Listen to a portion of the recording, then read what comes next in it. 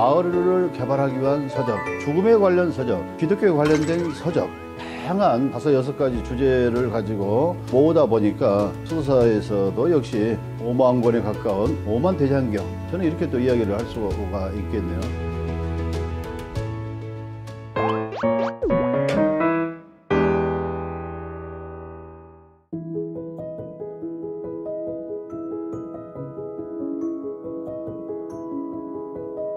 그리스인 조르바는 열반하신 법정 큰 스님께서 니코스 카잔스키에 대한 사상에 대해서 여러 차례 말씀을 하셨어요. 그러면서 저도 언젠가 한번 읽어봐야 되겠다 했는데, 이 책을 2018년 6월 18일 새벽 4시 30분에 수도사에서 유월이와 별이와 함께 읽기를 마친다. 그리스인 조르바를 읽으면서 어떤 우주 만물에 대한 깊은 교감, 그걸 느꼈던 것 같습니다. 그래서 새벽 시간에 발밑에 침대맡에서 유월이와 별이가 잠들어 있는 모습하고 같이 함께 책 읽기를 마친 첫 번째로 소개하는 그리스인 조르바입니다.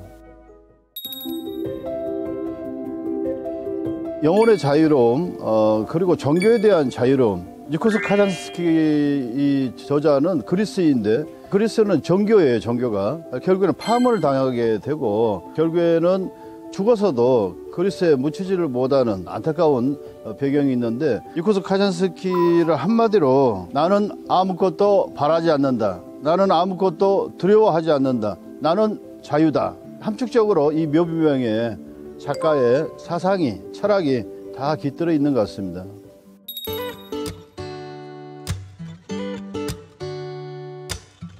카잔스키가 마지막에 이런 말씀하십니다. 내 삶을 풍부하게 해준 것은 여행과 꿈이었다. 내 영혼에 깊은 각인을 남긴 사람이 누구냐고 묻는다면 나는 이렇게 꼽을 것이다.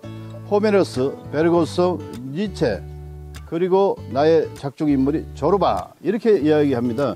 어떻게 보면 조르바는 작가의 분신이라고 해도 과언이 아닐 정도로 자유분방하면서도 어떤 영혼이 자유로운, 어떻게 보면 정문이가 가고자 하는 그런 어떤 길이 바로 니코스 카잔스키의 분신인 그리스인 조르바가 걸었던 그 길이 아니겠는가. 그래서 새벽까지 잠을 못 들고 이 책을 숙독하지 않았을까, 그런 생각이 듭니다. 저도 역시 일찌감치 일탈을 했죠.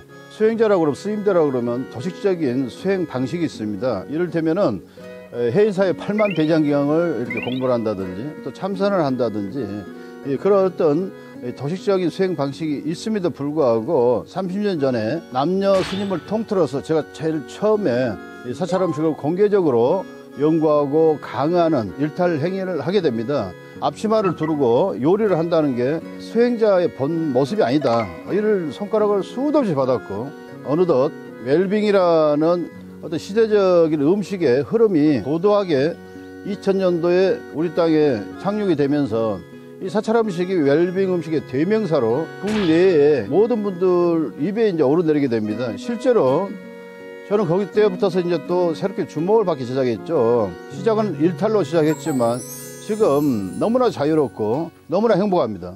역시 그리스인 조르바를 통해서 니코스 카잔스키가 묘비명에 남긴 것처럼 나는 자유다, 바로 이것입니다. 영어 속담에 아웃사이트 아웃마인드란 말이 있습니다. 추석 명절에도 운명 공동체인 가족을 못 만나는 이런 시대 상황입니다.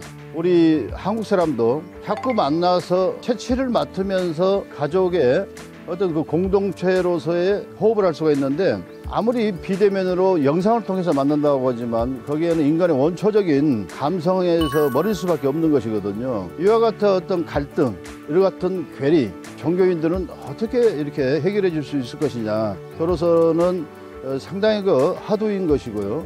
결국에는 이러한 책을 통해서 또 책을 권해드리면서 그걸 풀어가고 싶고요.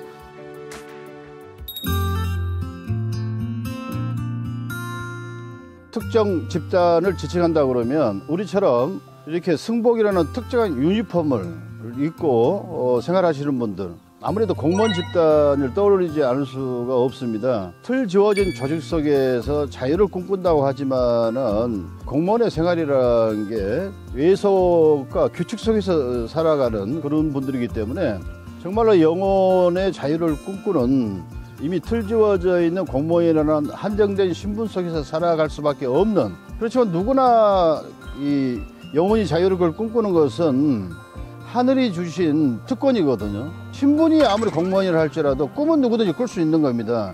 이 글쓰신 졸업하고 이야기하는 게 바로 꿈, 여행, 이걸 통해서 어떤 영혼의 자유로움을 희망했기 때문에 공무원분들에게 꼭 한번 읽기를 권합니다. 독서는 자기 자신하고 내 자신하고 대화하다.